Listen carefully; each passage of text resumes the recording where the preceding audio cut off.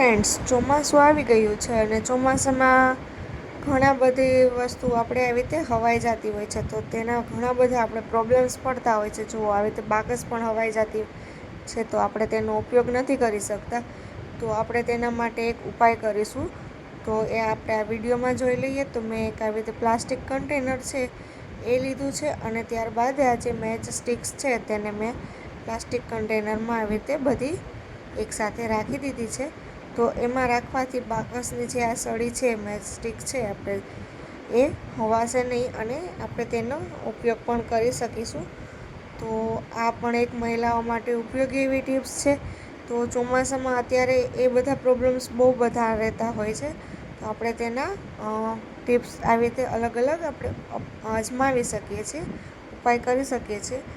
તો આવી રીતે તમે પણ ઉપાય કરી શકો છો. અને જુઓ, તેની આ બંને સાઈડ છે જે તેને આપણે કટ કરી લઈ અને તેને આપણે યુઝ કરવા માટે જે પ્લાસ્ટિક કન્ટેનરનું ઢાંકણ છે, લીડ છે, તેમાં મેં 2way ટેપથી ચિપકાવી દીધું છે.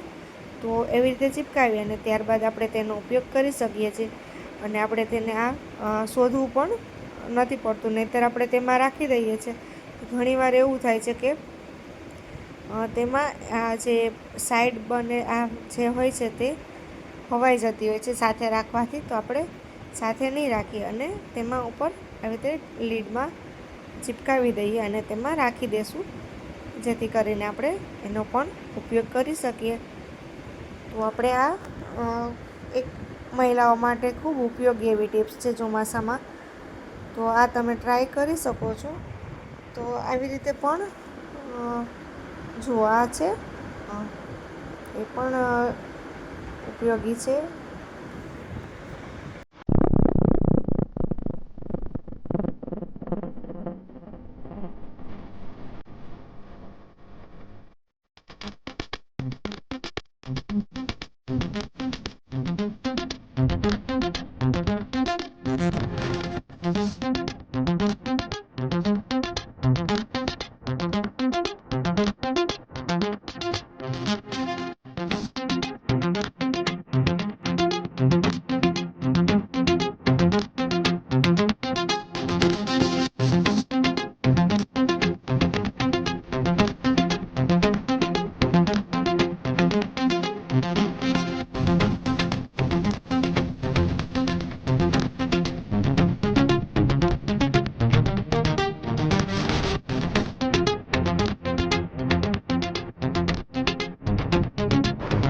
ફ્રેન્ડ્સ, જોઈ લઈએ નેક્સ્ટ આઈડિયા.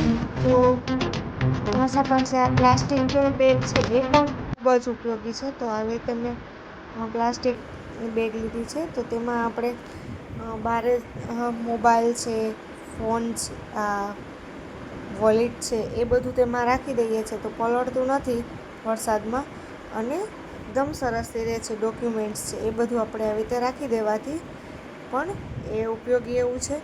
તો આપણે તેનો પણ આવી રીતે ઉપયોગ કરી શકીએ છીએ. જુઓ, સરસથી તેમાં બધી વસ્તુ રહી ગઈ છે. તમે આવી રીતે પ્લાસ્ટિકની બેગનો પણ યુઝ કરી શકો છો. તો ચોમાસામાં આ પણ એક ઉપયોગી એવી ટિપ્સ છે.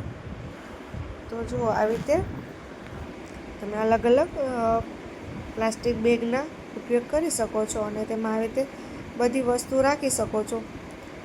ત્યારબાદ આપણે નેક્સ્ટ ટિપ્સ જોઈ લઈએ, નેક્સ્ટ આઈડિયા. તો જુઓ, આ રિમોટ છે.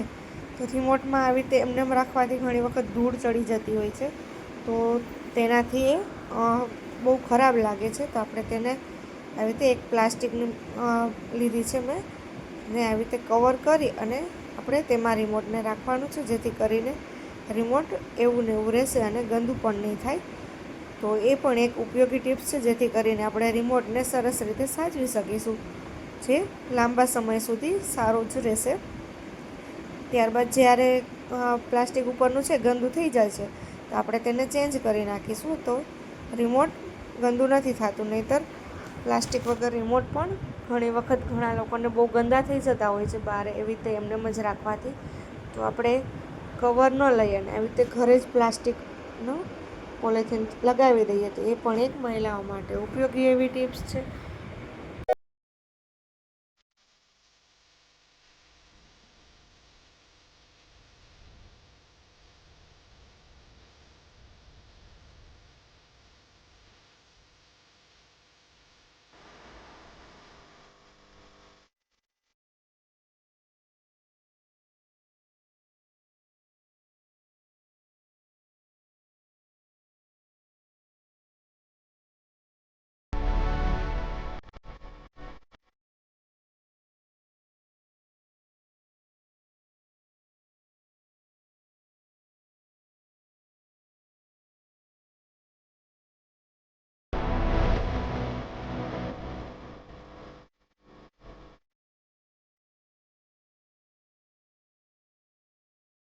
ત્યારબાદ આપણે આવી રીતે પ્લાસ્ટિક બેગના ઘણા ઉપયોગ છે. જુઓ, આવી રીતે વોશ બેગ પણ રેડીમેડ મળે છે, ઓનલાઈન પણ મળી જાય છે અને શોપ પર પણ મળી જાય છે. તો ચોમાસામાં બહાર જઈએ છીએ તો આવી રીતે બધી વસ્તુ આપણે તેમાં વોશ બેગમાં પણ લઈ જવાથી પલળતા નથી અને બચાવી શકીએ છીએ આપણે વરસાદથી.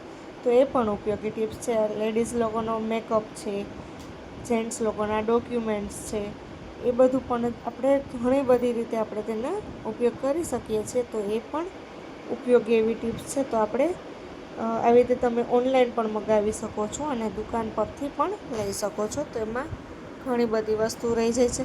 આવી રીતે જો શૂઝ પણ ઘણીવાર આપણે બહાર જતા હોઈએ અને એમને લઈ જતા હોય પલળતા હોય તો તેના માટે પણ પ્લાસ્ટિક કવર એવી રીતે આવે છે, તેમાં રાખી દઈએ તો એ પણ પલળતા નથી કે ગંદા નથી થતા.